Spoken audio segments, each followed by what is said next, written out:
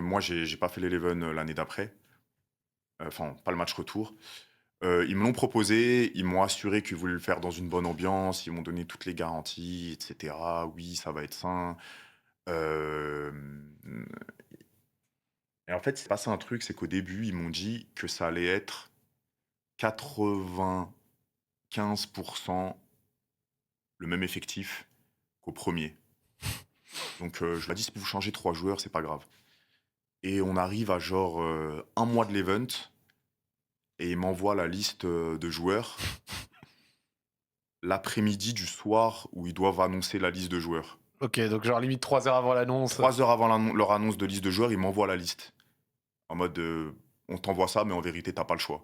Et je vois la liste, tu as genre, 60 de l'effectif qui est plus du tout pareil et je vois que des mecs en pétard, des tiktokers football, des youtubeurs football, des mecs anciens pros, je sais pas quoi, machin et je commence à Des devenir gars qui avaient fou. joué en D3 et tout. Waouh, waouh, waouh et je me dis: «Mais qu'est-ce qu'il me fait là?» Et je suis en mode, «Mais attends, mais vous jouez à quoi?» Et ça a créé une grosse embrouille parce que jusqu'à le jour de l'event, la veille, quand j'étais en Espagne, j'étais dans des bureaux avec DJ Mario, le côté espagnol et nous, où je leur disais: «Les gars, je vous jure que je suis prêt à annuler l'event, je m'en fiche».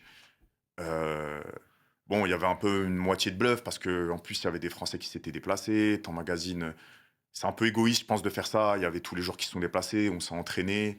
Donc j'ai réussi quand même à avoir quelques changements. Il y a eu des changements, mais dis-toi que les joueurs qu'il y a eu au moment de l'événement, c'était même pas la vraie liste qu'il devait y avoir. C'était ceux que tu avais déjà obtenus avec les changements. Exactement, Sinon, à la base, c'était encore plus hard. non, c'était encore pire. Je pense qu'on y allait pour se manger 5-6-0, genre, en fait, ils voulaient juste nous humilier, sauf que moi, quand je fais cet événement, de base, c'est pour qu'il y ait un côté divertissant. Le but, c'est de se dire, c'est de voir des mecs qui font pas du foot de base, C'est vrai.